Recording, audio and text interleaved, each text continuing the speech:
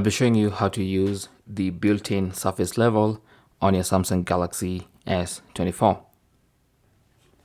To do that, you have to enable it in the Edge panel. So go to Settings.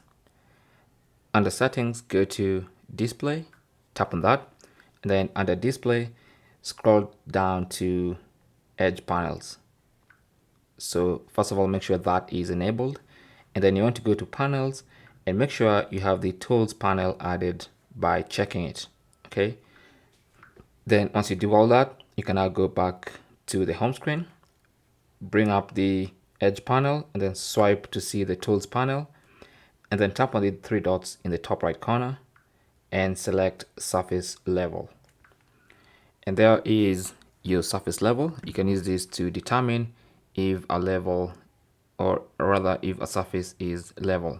So when the surface is level, that dot should sit squarely in the middle there, right in the middle, and the more centered it is, like there, that's when the surface is level. Okay, if it's not level, then you'll see it is taught like that, or like that, or like that. Okay, that is basically how to use your Galaxy S24 as a surface level.